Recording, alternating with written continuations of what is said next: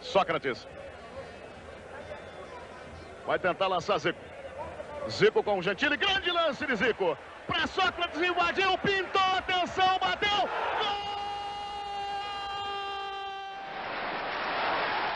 Dites-moi, le goal du Racing n'a pas l'air dans une excellente forme. Oh, il ne faut pas l'accabler. C'est quand on est au milieu des bois qu'on s'aperçoit que c'est difficile. Vous avez joué goal, je crois. Oui, j'étais goal au Racing universitaire algérois, qui portait d'ailleurs les couleurs du Racing Club de Paris. O assunto desse vídeo é futebol e filosofia. Se você não sabia que o Camille tinha sido goleiro e gostou de ver essa pequena entrevista, deixa a sua curtida aqui no vídeo para ajudar o canal a crescer e tem muito mais coisa interessante pela frente. O futebol moderno é um esporte que foi inventado no século XIX na Inglaterra, muito embora a gente encontre esportes, práticas esportivas parecidas em diversas culturas ao longo da história, até mesmo na antiguidade, remontando a 3.000 anos atrás.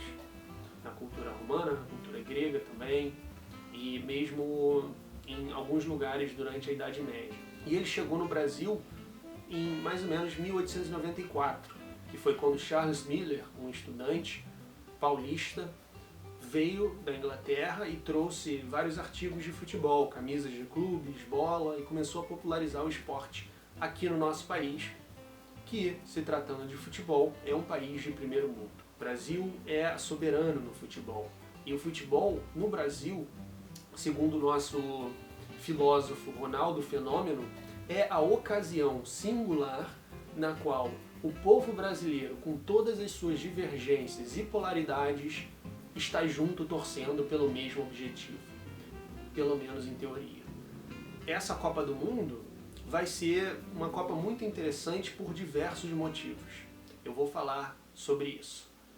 Mas antes vamos entender melhor o que é o futebol em seu aspecto filosófico. O futebol, ele é, como outros esportes, uma experiência estética. E nesse sentido ele funciona como um mito. O futebol responde à nossa busca ancestral, à nossa necessidade por aventura, por vitórias, por heróis. E figuras como Pelé ou Neymar desempenham o mesmo papel que figuras como Ulisses ou Aquiles na mitologia grega.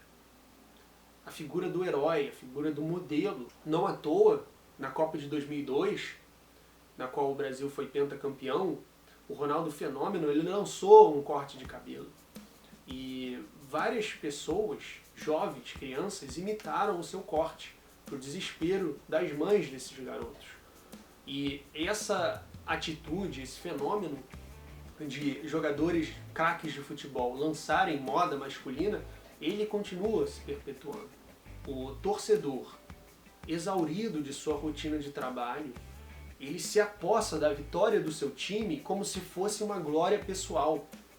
Ele é levado, assistindo na televisão ou vibrando nos estádios, a essa vitória com os jogadores, ou a essa derrota, ou a essa tensão aventuresca da partida, da cobrança de pênaltis.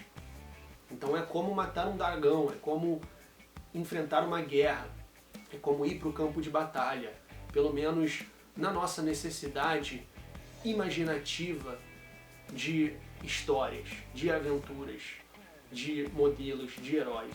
O futebol, ele é, nesse sentido, como dizem, a alegria do povo. O trabalhador cansado participa dessa experiência e volta renovado para repetir o seu cotidiano de trabalho, carregar a pedra de Sísifo até o topo da montanha, esperar que ela caia e carregar de novo, e assim sucessivamente, com esses pequenos intervalos, fazendo uma homenagem ao Camus, que escreveu o mito de Sísifo, com esses pequenos intervalos de jogo, de experiência estética. O futebol também tem uma dimensão política. O futebol também é um fórum de transformação social. O futebol convida a atos de reconfiguração do sensível, como diria Jacques Rancière, um filósofo contemporâneo da estética e da política.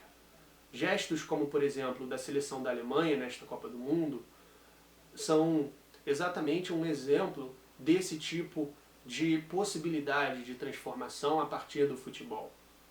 Nós vamos falar sobre a questão do Catar. Antes eu só quero abrir um pequeno parênteses para falar sobre o Sócrates, não um filósofo dessa vez. Embora, se você quiser aprender a filosofia socrática, você pode assistir esse vídeo aqui em cima no canal.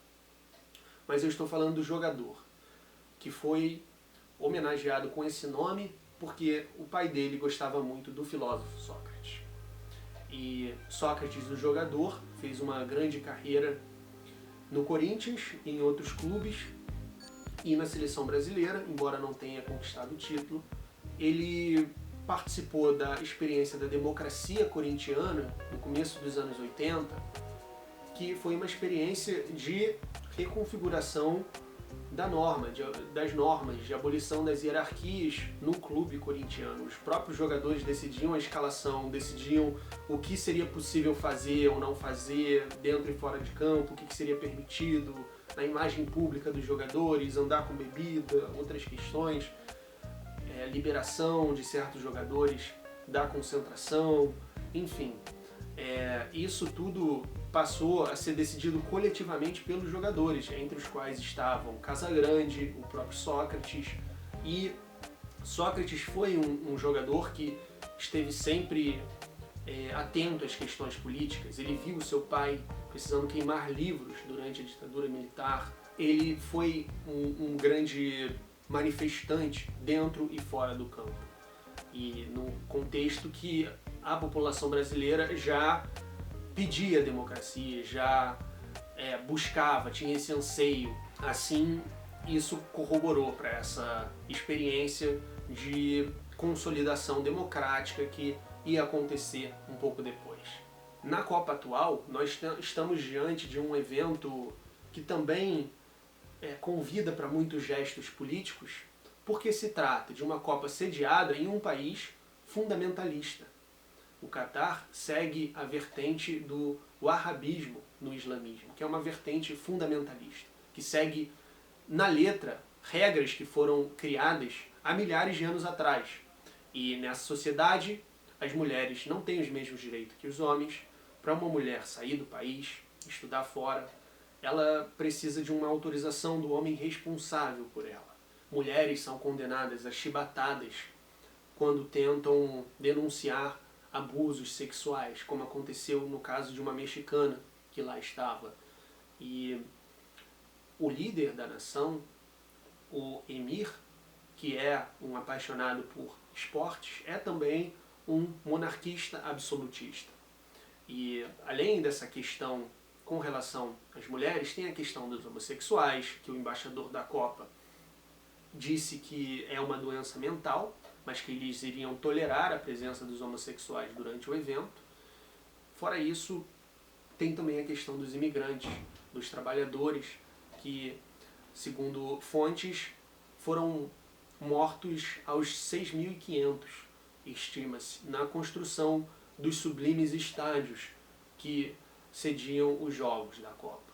Isso porque até 2020, período em que essas obras estavam ocorrendo, ainda vigorava por lá o sistema kafale de trabalho, que é basicamente uma escravidão velada. E isso só veio cair por questões de ativismo dos direitos humanos e essa rixa entre a cultura islâmica e o restante do mundo, que vem de um lugar iluminista, de direitos humanos e tudo mais. E agora eles estão diante de um holofote enorme do mundo ocidental. Então é possível que uma mudança realmente aconteça mais profundamente, por conta desses atritos, dessas tensões inerentes a um evento esportivo. E as próximas semanas vão ser muito significativas com relação a isso, como já foi no jogo entre Alemanha e Japão, com a manifestação dos jogadores da Alemanha a favor da causa LGBT. O presidente da FIFA já admitiu que foi um erro ter marcado a Copa no Catar, mas a gente não sabe o que está acontecendo por trás das cortinas. A FIFA já teve escândalos de corrupção antes. Catar é uma cultura muito rica essa é a Copa mais cara do mundo, então muitas das concessões que a FIFA faz a respeito, tendo como objetivo a satisfação das exigências dessa cultura fundamentalista, pode nos soar extremamente suspeitas. Eu quero muito saber a sua opinião, comente aqui embaixo outras características importantes do futebol que possam se relacionar com a filosofia, outros episódios de gestos políticos no futebol e o que você acha de toda essa conjuntura da Copa do Catar. A gente se vê no próximo vídeo.